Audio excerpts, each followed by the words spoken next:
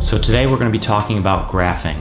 Graphing in science is very important because you're going to be collecting a lot of data from the experiments that you do. Many times when we collect that data, it's tough to make sense of what you see there. So when we take all these numbers and we place them into a chart, it might not look like it makes much sense, but when we place those numbers and put it into a graph, say a pie chart or a line graph or a bar graph or a histogram, it might make a lot more sense. And we'll be able to draw conclusions a little bit easier. So today, we're going to be graphing bottle flipping.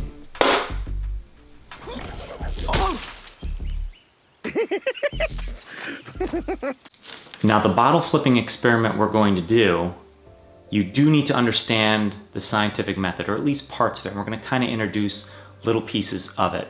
And the scientific method is just a set of steps to try to figure out an answer to a question.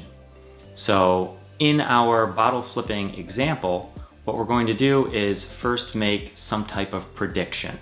And I do have a lab that will be linked in the description for you guys to follow along if you so choose. So what I want to know in this, the question that I want answered is, how does the amount of water in a bottle affect how easy it is to land the bottle when you're doing bottle flipping? Does more water make it easier? Does less water make it easier? I don't know. That's what I want to figure out. And when we run an experiment, in general, you want to only change one thing. And that one thing that we're going to be changing is going to be the independent variable. So we're going to be changing, in this case, the amount of water. And then we're going to be measuring the dependent variable, which is going to be how successful we are at landing these bottle flips. So when I run my experiment, I want to keep everything the same. I'm only going to change one thing, water volume, and then I'm going to measure, which is my dependent variable, each round that I do this. So we'll take a look at how I'm going to be filling up my bottle of water. So running the bottle flip lab. The way that I run it in class is I give every student the exact same bottle.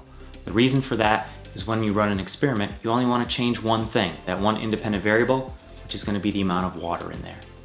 So everyone has that exact same amount, or exact same bottle, and then we will change the amount of water that is in there. In class, I normally break it off into, you've got 2 centimeters and 4, 6, 8, 10, along those lines. I don't have that luxury to do that through this YouTube video, so instead we're just going to say it's going to be empty. You're going to do quarter full, half full, 3/4 full, and then totally full. So you're going to run 5 trials. And what an actual bottle flip is you have to throw it, it does a rotation, and then it lands like so. That's a completed bottle flip. Now, we do need to do it in a certain amount of time. So I would say you have 30 seconds to land your bottle flip. So you're gonna be throwing your bottle and trying to land it. If you land it, you stop in that time frame, if you land it in that time frame. If you're by yourself, you'll probably wanna run this experiment or that time trial at least 5 times. So you get 5 data points for that volume of water, for that independent variable. Once you've gone through all those, you're gonna have a bunch of numbers, and then we're gonna process those numbers, and we're gonna place those numbers into our graph. That's the plan. And I do have to mention one other thing. Before you really run the experiment, you also should do a hypothesis. In my class, we call it the if-then statement. If you do something, then something should happen. So it's typically talking about that independent variable. If you change your independent variable, what do you think is going to happen to your dependent variable, which in this case is the amount of times it lands. That's what we're measuring. So you're going to do an if-then statement. Since this is the first lab, I normally go through the answer with them, and I would say if you have more water, then your bottle flipping will be easier or better or more successful. It doesn't matter if that's correct or not, but you do want to make some type of hypothesis. You could do the opposite. You could say, if I have less water, then my bottle flipping will be more successful. So that is how I run my bottle flipping experiment. So I'll show you a couple ways how I do it, and then I'll do some sample numbers, and we'll do sort of a sample graph to see how I would graph this information. So let's see it. So I'm gonna go with a full bottle of water. I'm gonna put 30 seconds on the clock, It's gonna be noisy, I will speed it up, so here we go. Go, go, go, go, go, go, go, go, go, go, go. Didn't get it, and I would do this probably 5 more times, but in the interest of what we're gonna do, I'm now going to take out 1/4 of that, so we'll have 3/4 of the water in there.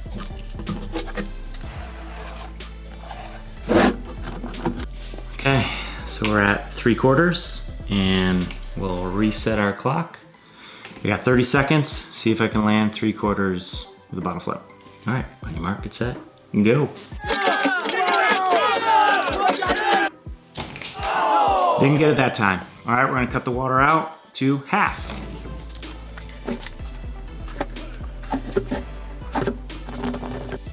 So now we're at half.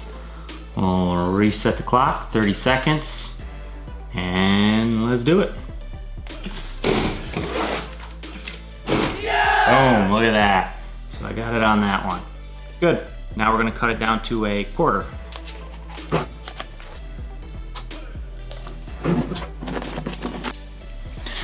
Now we're at 1/4. I'll reset my clock, and away we go.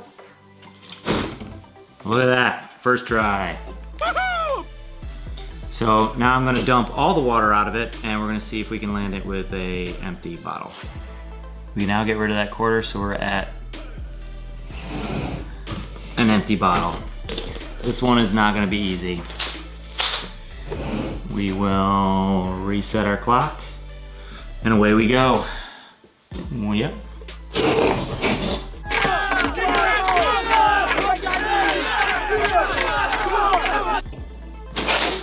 Didn't get it.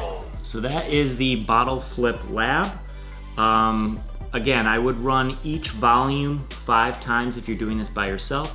If you're with a class, you can collect class data to see who was successful in those 30 seconds.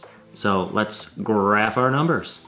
So this is our chart of our bottle flipping results. And what I had said before is it's sometimes hard to make sense of what you're looking at here. So we are going to transition this to a graph. So here's my graph, and I'm going to be placing usually the independent variable on the bottom and the dependent variable on the left side.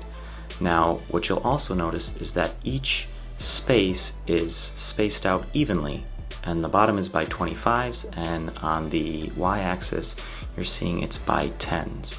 So now I've put in the appropriate labels for the 2 axes there, and now I need to figure out a title for this graph. And usually what I do for a title is I will say the effect of the independent variable on the dependent variable. So in this case, it will be the effect of water volume on bottle flipping success. So now I'm going to put in my points, and I'm only going to be drawing lines between the points. I don't draw outside of those points. It has to be between 2 points. So I'm going to continue on with my line, and then I can see that it is increasing, and then we get to that 0 and we have that decrease. And this is my completed graph. Now looking at that, I can see that having water around 50% or less is the best, but you don't want to go down to 0. So if I were to do this experiment again, I might want to test, say, 50% and under, but go by 10% on that. So I would do 50, 40, 30, 20, 10, 0. And I might find that maybe 20% is the best, or maybe 30% is the best. So that's it. That's graphing. It was pretty straightforward. I think we all understand it now. Don't worry, we will do lots more practice with graphing and a lot more experiments. In the next class, we're gonna be looking more into that scientific method, talking more about hypothesis, independent and dependent variable. We've got a couple neat fun experiments that you should be able to do at home or in the classroom, wherever you're gonna be. And yeah, it should be good. And remember, I'm just like you, trying to learn some new things. I'm gonna make some mistakes along the way, but I'm gonna have fun doing it. So until then, see you next time.